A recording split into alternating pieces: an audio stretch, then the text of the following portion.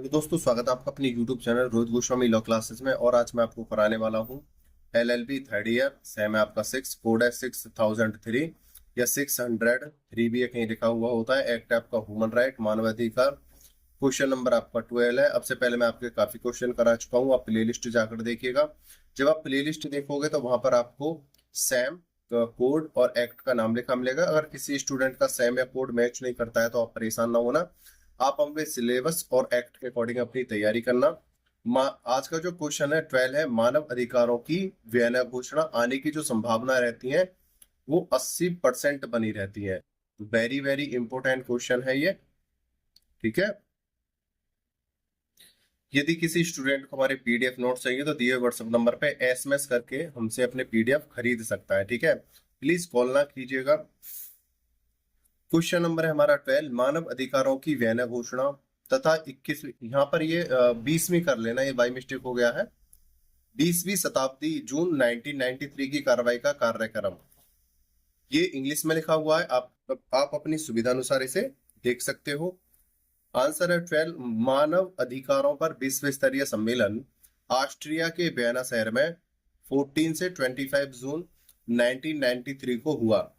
इस सम्मेलन में 171 यानी 171 राज्यों के करीब 7000 प्रतिनिधियों ने भाग लिया।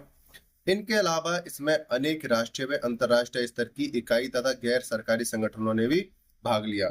जो ऑस्ट्रेलिया वियना सम्मेलन जो हुआ था 14 से 25 जून, इसमें 171 राज्य थे जो इसमें सम्मिलित थे, जिन्होंने इसे अनुसमर्थन दे रखा था। 171 राज्य से 7000 प्रतिनिधि गए हुए थे और कुछ ऐसे प्रतिनिधि भी थे जिन्होंने समर्थन नहीं दे रखा था लेकिन वो वहां पर शामिल हुए थे। सम्मेलन का मुख्य उद्देश्य है 1948 की मानव अधिकारों की सार्वजनिक घोषणा के क्षेत्र में प्रगति। जो 1948 में जो मानव अधिकारों की सार्वजनिक घोषणा हुई थी, जिसमें 30 आर्टिकल्स का वर्णन किया गया था, उनमें क्या था, देखो समय के अनुसार सभी चीजों में परिवर्तन होते हैं। तो जो घोषणा की गई थी उनमें क्या है, प्रगति तथा पुनर्विलोकन। एक तो उनमें उन्हें आगे को बढ़ाना और दूसरा क्या है, उनका पुनर्विलोकन करना। अगर कहीं कोई त्रुटि है या उसमें कुछ कम या ज्यादा पॉइंट करने हैं तो उनको क्या है, पुनर्विलोकन कहा जाता है। कहने का मतलब है एक बार उस पर पुनः विचार करना जो पहले नियम बनाए गए थे। तो सार्वजनिक घोषणा के क्षेत्र में प्रगति तथा पुनर्विलोकन पर विचार करना था। इस सम्मेलन में आर्थिक, सांस्कृतिक, नागरिक तथा राजनीतिक अधिकारों के उपभोग तथा विकास के संबंध में भी विचार किया गया। ये जो हमारा ह्यूमन राइट है, ये संपूर्ण ह्यूमन राइट हमारे आर्थिक, सामाजिक, आर्थिक, सांस्कृतिक, नागरिक, राजनीतिक और सामाजिक अधिकारों पर डिपेंड है। ये इन्हीं को प्रोत्साहित करता है और मानव अधिकारों के द्वारा उन्हें भी आगे को बढ़ाता है। तो कहने का मतलब है इस सम्मेलन में आर्थिक, सांस्कृतिक, नागरिक तथा राजनीतिक अधिकारों के उपभोग तथा विकास के संबंध में विचार किया गया कि इनका उपभोग हम मतलब इनका प्रयोग कैसे कर सकते हैं और इनका विकास और वृद्धि हम किस प्रकार से कर सकते हैं। वियना घोषणा के महत्वपूर्ण भागों का वर्णन निम्न प्रकार है। इसका जो वर्णन है निम्न प्रकार से किया जा सकता है। नंबर 1, मानव अधिकारों के संरक्षण का अधिकार। सबसे पहले क्या है, ये जो वियना घोषणा थी, जो वियना सम्मेलन है, और दूसरा मानव अधिकारों की जो घोषणा है 1948 में हुई थी। मानव अधिकारों की सार्वजनिक घोषणा,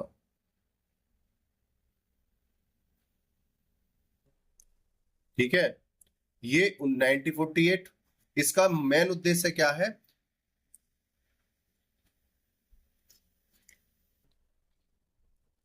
इसका मेन उद्देश्य था का मानव जो अधिकार हैं उनको बढ़ावा देना, मानव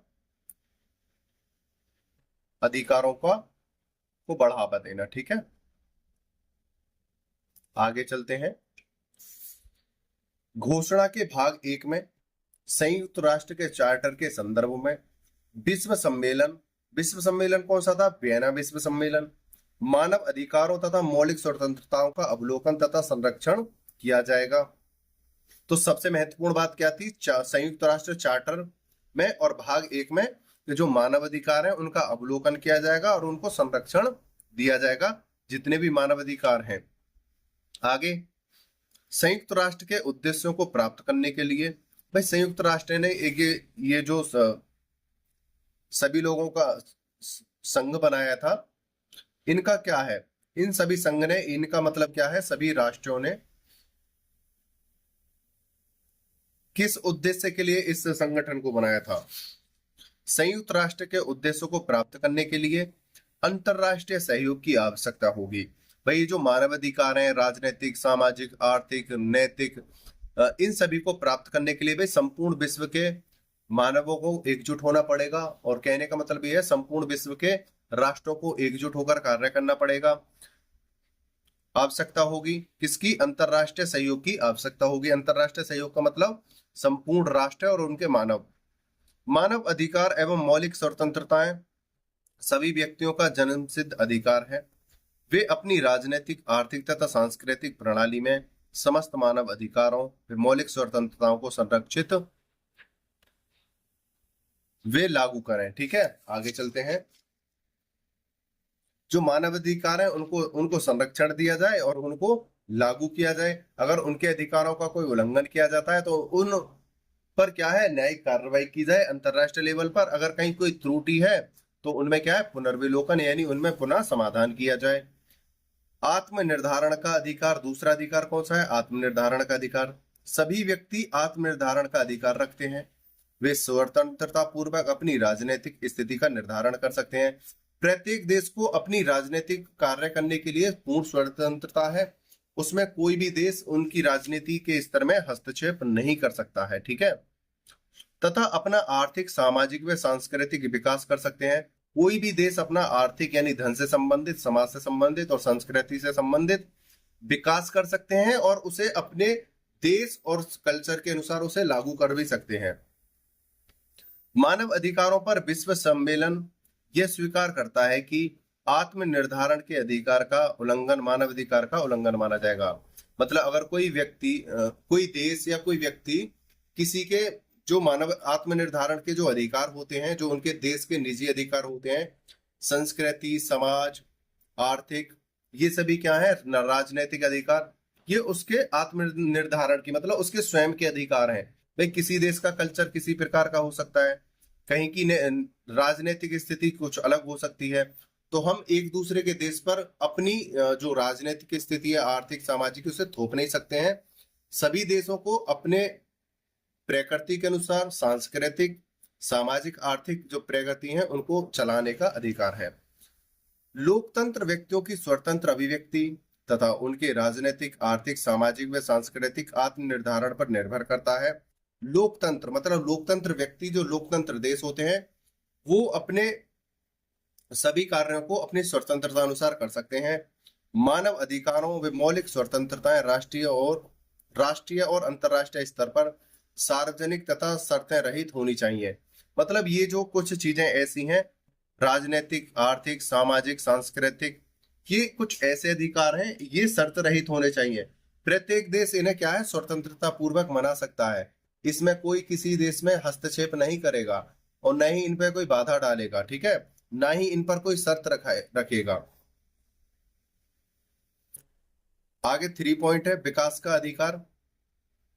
मानव अधिकारों पर विश्व सम्मेलन स्वीकार करता है कि विकसित देशों को अंतरराष्ट्रीय समुदाय द्वारा लोकतंत्रात्मक एवं आर्थिक विकास के संबंध में समर्थन दिया जाना चाहिए।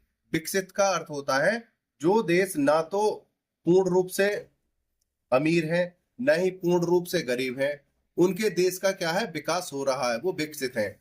मतलब वो विकास, जैसे ये कड़ियां हैं, मतलब ये तो हो गया तुम्हारा गरीब राष्ट्र है, और ये हो गया अमीर राष्ट्र। तो ये जो विकासशील होते हैं, इनमें क्या होता है, ये ना तो गरीब होते हैं और ना ही अमीर होते हैं, तो जो ये इनको कहा जाएगा विकसित। ठीक है, और जो बीच के होते हैं इनको कहा जाएगा विकासशील। ठीक है, तो जो विकसित राष्ट्र हैं वो विकासशील राष्ट्र है और जो गरीब राष्ट्र हैं उनका क्या है, अनुसमर्थन करें, उनको आगे लेके जाएं। ठीक है, दोबारा से देखो, मानव अधिकारों पर विश्व सम्मेलन स्वीकार करता है कि विकसित देशों को, विकसित मतलब जो पूर्ण रूप से सभी चीज से संपन्न है, ज्यादा धनी देश है, पैसे वाले हैं, अंतरराष्ट्रीय समुदाय द्वारा लोकतंत्रात्मक एवं आर्थिक विकास के संबंध में समर्थन दिया जाना चाहिए। यह अधिकार सार्वजनिक व असंक्रमणीय अधिकारों के रूप में विकसित होना चाहिए और उसे मौलिक मानव अधिकारों का महत्वपूर्ण भाग माना जाना चाहिए। मतलब उस देश को आगे बढ़ाना चाहिए और उसके जो अधिकार हैं उनको लागू किया जाना चाहिए। लोकतंत्रात्मक व्यवस्था को सुचारू रूप से रखा जाना चाहिए। तो ये जो देश है गरीबी रेखा के नीचे हैं, विकासशील हैं, मतलब ना गरीब है ना अमीर है, और वो विकास की ओर बढ़ रहे हैं, मतलब विकसित देश की तरफ बढ़ रहे हैं, और वो कुछ वर्षों में या दशकों में वो विकसित हो जाएंगे। तो ऐसे राष्ट्रों का, विकसित राष्ट्रों को मदद करनी चाहिए, साथ ही साथ गरीब राष्ट्र जो है उनकी सहायता करनी चाहिए। विकास का अधिकार वर्तमान एवं भावी पीढ़ियों के लिए आवश्यक विकासशील एवं पर्यावरणीय आवश्यकताओं के संदर्भ में पूर्ण होना चाहिए। विश्व सम्मेलन अवैध रूप से घातक तथा मादक पदार्थ जो मानव जीवन और स्वास्थ्य के लिए खतरनाक हैं के विरुद्ध कार्य करने की स्वीकृति देता है। साथ ही साथ जिन देशों के अंतर्गत बहुत ज्यादा मादक पदार्थ हैं, नशीले पदार्थ हैं, वहां पर जो देश की प्रगति को रोकते हैं, मानव अधिकारों का हनन करते हैं, उन पर क्या है, रोक लगाना। कहने का मतलब है जो जहरीले नशे हैं उन पर रोक लगाना। ठीक है। फोर्थ है वैज्ञानिक प्रगति का लाभ प्राप्त करने का अधिकार। सभी देशों को वैज्ञानिक प्रगति मतलब विज्ञान के क्षेत्र में आगे बढ़ने का अधिकार है। प्रत्येक को वैज्ञानिक प्रगति और इनके प्रयोग का लाभ उठाने का अधिकार है। भाई जो वैज्ञानिक गतिविधियां हैं उनको प्रयोग करने का अधिकार है, और जो विज्ञान की दृष्टि से जो नियम आ चुके हैं या जो विज्ञान ने नई नई तकनीकी हमें दी हैं उनका हम प्रयोग कर सकते हैं स्वतंत्रता पूर्वक। और साथ ही साथ अगर हम कोई नया डेवलप करना चाहते हैं विज्ञान के क्षेत्र में तो हमको पूर्ण स्वतंत्रता है। विश्व सम्मेलन जीव चिकित्सा, जीव विज्ञान, तकनीकी आदि को अंतरराष्ट्रीय सहयोग से सभी के लिए उपयोगी किए जाने के लिए प्रयास करने के लिए स्वीकृति देता है। और साथ ही साथ ये अंतरराष्ट्रीय जो लेवल का जो सार्वजनिक घोषणा है, जो वियना घोषणा है, इसमें कहा था अगर कोई देश विज्ञान के क्षेत्र में, तकनीकी के क्षेत्र में, चिकित्सा के क्षेत्र में आगे बढ़ना चाहता है तो वो उसका कर्तव्य है। अगर उसे किसी प्रकार की कोई कमी महसूस होती है तो हम उसका साथ दें सभी मिलकर और उसे आगे बढ़ाएं।